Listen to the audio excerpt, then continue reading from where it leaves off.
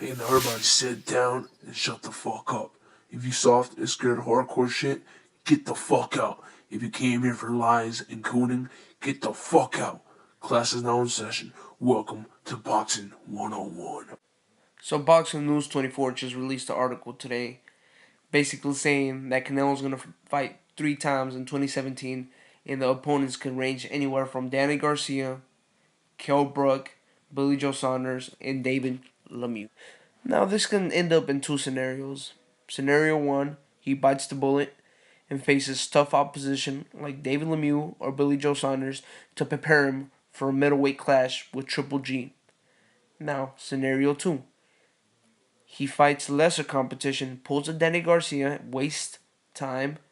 He fights Danny Garcia, pulls him all the way from 147 to 160 or 158, or fights Kell Brook at 158 or 160. And this would be nothing more than wasting time. It won't prepare him for a middleweight clash with Triple G. Now, I have a personal theory. I think Canelo, if he's smart, if his team is smart, if Golden Boy's smart, and if they're really trying to defeat Triple G and get an upper hand in the negotiation tables, I think they'll fight David Lemieux to get him ready for the 160-pound weight division, and then in May they'll get a Billy Joe Saunders, and the reason why I think they'll do that is because when Canelo moves up to 160, since he is a WBO junior middleweight champion, he becomes the WBO middleweight challenger for the middleweight strap. He becomes a mandatory. So with that being said, that fight is most likely gonna happen. Billy Joe Saunders already came out and said that he's willing to fight him. He attacked Canelo verbally.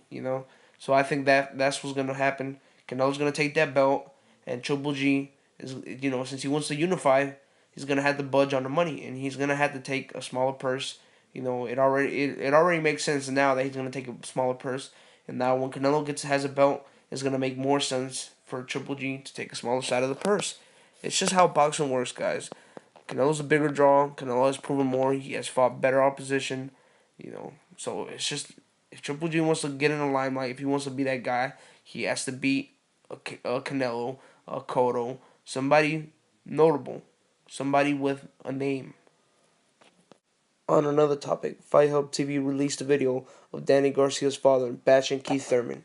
Danny Garcia's father went ham, as always, making crazy statements saying Danny Garcia destroys Keith Thurman. He destroys Keith Thurman, repeating it. And somebody in the background, I don't know who it was like, "Oh, who has Danny Garcia fought like Keith Thurman?" And Danny Garcia's father replied with, "Who has Keith Thurman fought like Danny Garcia? He hasn't fought anybody like Danny Garcia." He repeated it. He hasn't fought anybody like Danny Garcia. And this is true. They haven't fought anybody like each other. But in the same breath, as I said in my other videos, Danny Garcia has been wasting time. He should have been in there with good competition. Just like I just said about Canelo, if he's in there with good competition, he'll be ready for a Keith Thurman. And on the other hand, it's like you're in this video sounding pretty confident that your boy, your son, is going to destroy Keith Thurman, but you made statements with other outlets saying that, oh, we want to make sure we're in peak condition and we're 100% acclimated to the 147-pound division. That doesn't sound very confident, and you were sounding off in the video like you always do, but you're always talking. You're always talking crazy shit. You're always going out of control. Sometimes you're drunk. Sometimes I think you're drunk or high on some shit, going ham on these fighters when you should be busy training your boy Danny Garcia. Instead of talking and running your mouth, you should be in the gym training Danny Garcia, or you should have got him great fights that will prepare him for a Keith Thurman. So shut the hell up and train your boy Danny Garcia. But enough of this bullshit. We're on to the next. Dante's Boxing Nation just uploaded a video of a conversation with him and Abel Sanchez talking about the Danny Jacobs and Triple G negotiations and the 60-40 split and how fair is it to Triple G.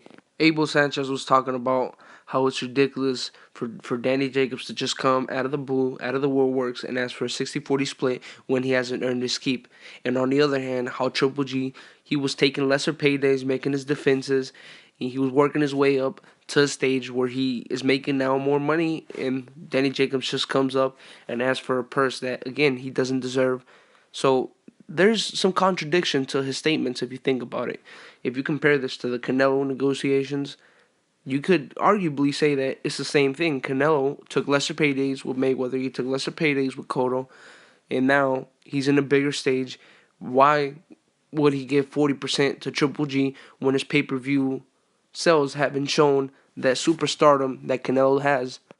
And as the video continued, Dante's Boxing Nation was asking Abel if they were willing to budge, and Abel, of course, he has no power in the negotiating table, but he made a flat out statement saying no. That's not if we budge and we give these guys a bigger purse of the pie, then everybody will be doing the same thing. So it's basically rolling out the possibility of Team Triple G offering Danny Jacobs a bigger piece of the pie, well, at least more than 25%. So this could complicate the negotiations even more. So we don't know if he's going to take the fight or not. I personally don't think he is anymore. But I mean, hopefully we get the fight. This concludes today's class. You're dismissed.